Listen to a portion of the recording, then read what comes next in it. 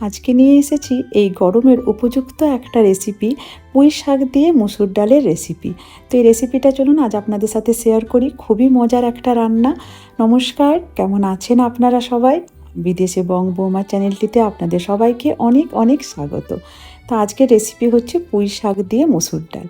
তো দেখুন আমি এখানে ইনগ্রেডিয়েন্টসগুলো সব নিয়ে নিয়েছি। মুসুর ডালটা বেশ 2-3 বার করে ধুয়ে নিয়ে নিয়েছি, ডুমো ডুমো করে একটা আলু কেটে নিয়েছি, আর পুঁই শাকটাকে বেশ ভালো করে কেটে নিয়েছি। আর এখানে নিয়েছি একটা শুকনো লঙ্কা, একটা কাঁচা লঙ্কা আর 5 ফোড়ন, আর নুন, জিরে গুঁড়ো, হলুদ, লঙ্কা গুঁড়ো এগুলো তো থাকছেই। চলুন আপনাদেরকে জানাচ্ছি কী কী মশলা দিয়ে আমি বানাচ্ছি। তো দেখুন এখানে একটা আমি প্যান চাপিয়ে দিয়েছি। এটার মধ্যে আমি দিয়ে দিচ্ছি অনেকটা পরিমাণে জল। দেখুন আমি জলটা দিয়ে দিচ্ছি। জলটা দেওয়ার পর এখানে দিয়ে দেবো আমি মুসুর ডালটা। আর যারা আমার ভিডিও দেখা শুরু করেছেন, আপনাদের কাছে অনুরোধ রইল ভিডিওটা একদম লাস্ট পর্যন্ত দেখুন। আশা করি আপনাদের ভিডিওটা ভালো লাগবে। আর লাস্ট পর্যন্ত দেখলে আপনারা বুঝতে পারবেন আমি স্টেপ বাই স্টেপ কীভাবে রান্নাটা করছি। তো দেখুন এখানে আমি মুসুর ডালটা দিয়ে দিলাম, দিয়ে একটু নাড়িয়ে দিলাম। এরপর এটাকে 2-3 মিনিট ফুটতে দেবো। আর এই যে ওপরে যে ফেনাটা হয়েছে সেটা আমি হাতাতে করে তুলে দিচ্ছি, কারণ এই ফেনাটা শরীরের জন্য একদমই ভালো না। তো তাই ফেনাটাকে যতটা পারছি আমি তুলে ফেলে দিচ্ছি। আর এটা একদম একটা নিরামিষ রেসিপি, খেতে দুর্দান্ত লাগে। এখানে দেখুন ডালটা আমার প্রায় 2-3 মিনিটের মতো সেদ্ধ হয়ে গেছে। এরপর আমি দিয়ে দিচ্ছি ডুমো ডুমো করে কেটে রাখা আলুটা। আলুটা দিয়েও বেশ ভালো করে একবার ডালের সাথে মিশিয়ে দেবো। তারপর এটাকেও আবার 2-3 মিনিটের মতো আমি সেদ্ধ হতে দেবো। আর এখনও পর্যন্ত যারা আমার ভিডিওটি দেখছেন, নতুন বন্ধু পুরনো বন্ধু সবাইকে অসংখ্য ধন্যবাদ আমার ভিডিওটি দেখার জন্য। আশা করব এভাবেই আমার পাশে থাকবেন আর আমার প্রত্যেকটি ভিডিও দেখে আমাকে কমেন্ট করে জানাবেন যে আমার রেসিপি আপনাদের কেমন লাগছে। তো দেখুন ডালটা সেদ্ধ হয়ে গেছে। এরপর আমি দিয়ে দিচ্ছি পুঁই শাকগুলো। পুঁই শাক ডাঁটা সব আমি একসাথেই দিয়ে দিচ্ছি। আর আমার একটি ফেসবুক চ্যানেলও আছে যেটির নাম হচ্ছে মোনা চক্রবর্তী।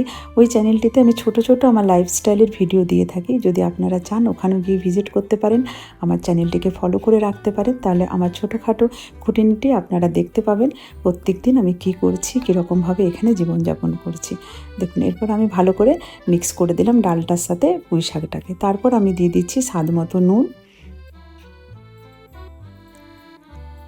আর দিয়ে দিচ্ছি পরিমাণ মতো হলুদ। আর নুনটা দিয়ে ভালো করে মিক্স করে দেবো। এবার আবারও আমি 2-3 মিনিটের মতো এটাকে আমি সেদ্ধ হতে দেবো। শাকটা তো খুব তাড়াতাড়ি সেদ্ধ হয়ে যায়। তো দেখুন আমি এইভাবে মিলিয়ে দিলাম।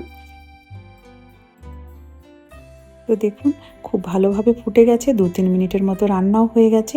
এরপর আমি গ্যাসটা বন্ধ করে দেবো, আর আমি এই ক্যাসারেলটাকে অন্যদিকে নামিয়ে রেখে দেবো। তারপর আমি একটা কড়াই চাপিয়ে দিচ্ছি গ্যাসের মধ্যে। এই যে কড়াইটা আমি চাপিয়ে দিয়েছি, ওর মধ্যে আমি দিয়ে দিলাম 2 টেবিল চামচের মতো সর্ষের তেল। এই রান্নাটা সর্ষের তেলে করলে বেশি ভালো লাগবে। কড়াইটাকে ঘুরিয়ে ঘুরিয়ে চারিদিকে আমি তেলটা লাগিয়ে দিলাম। দেখুন তেলটা আমার গরম হয়ে গেছে। এরপর আমি দিয়ে দিচ্ছি ফোড়নটা, 5 ফোড়ন, একটা শুকনো লঙ্কা আর একটা কাঁচা লঙ্কা। আমরা যেহেতু ঝাল কম খাই তাই একটা কাঁচা লঙ্কা দিয়েছি। আপনারা যদি ঝাল বেশি খান এখানে আপনারা 2-3টে কাঁচা লঙ্কা দিতেই পারেন। তো দেখুন আমার ফোড়নটা হয়ে গেছে। এরপর আমি দিয়ে দিলাম 1 চামচের মতো হলুদ। যেহেতু আমি ওখানে হলুদ দিয়েছিলাম তাই 1 চামচ দিলাম। তারপরে একটু জল দিয়ে দিলাম যাতে মশলাটা না পুড়ে যায়। তারপরে দিলাম 1 চামচের মতো জিরে গুঁড়ো, 1 চামচের মতো কাশ্মীরি লঙ্কার গুঁড়ো, 1 চামচ ধনে গুঁড়ো, আর 1 চামচ গরম মশলার গুঁড়ো। তারপর মশলাটাকে বেশ ভালো করে কষিয়ে নেব। আর যেহেতু জল দেওয়ার কারণে মশলাটা আর পুড়ে যাবে না। তো দেখুন মশলাটাকে আমি বেশ ভালো করে কষিয়ে নিচ্ছি। দেখুন মশলার মধ্যে তেল ছেড়ে দিয়েছে। এরপর আমি ওই যে সেদ্ধ করে রাখা ডালটা এই মশলার মধ্যে ঢেলে দিচ্ছি। আর এই গরমে পুঁই শাক দিয়ে মুসুর ডাল যদি এরকম 1 বাটি থাকে তা আর কিছু লাগবে না। এরপর ভালো করে মশলাটার সাথে আমি ডালটাকে মিলিয়ে নেব। আর কি অপূর্ব একটা গন্ধ এসছে জানেন তো, পুরো রান্নাঘরটা গন্ধে একদম মমো করছে। আর 1 চামচের মতো আমি চিনি দিয়ে দিলাম স্বাদটাকে ব্যালেন্স করার জন্য। এরপর দেখুন এটা ফুটে গেলেই আমি নামিয়ে দেবো। আর যে যেরকম খান সেরকম রাখবেন, কেউ পাতলাও রাখতে পারেন আর কেউ একটু ঘন ঘন রাখতে পারেন। ঘন ঘনটা বেশ ভাতের সাথে খেতে ভালো লাগবে, তরকারির মতো, তাহলে আর অন্য কিছু চাই না। ফুটে গেছে, প্রায় আমার ডালটা হয়েই এসেছে।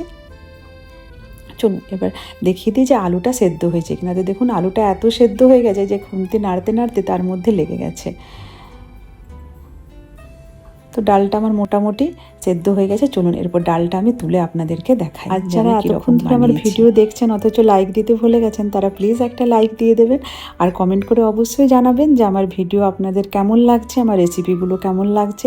আর যদি কোনো নতুন রেসিপি জানার থাকে অবশ্যই আমাকে কমেন্ট করে জানাবেন, আমি সেই রেসিপিটা আপনাদের সামনে প্রস্তুত করার চেষ্টা করব। তো দেখুন ডালটা আমার হয়ে গেছে, খুব সুন্দর লাগছে, ডালটার একটা গন্ধ দারুণ এসছে। আজ তাহলে এখান পর্যন্তই, আবার দেখা হবে নতুন কোনো রেসিপির সাথে। টাটা, আপনারা ভালো থাকবেন, সুস্থ থাকবেন।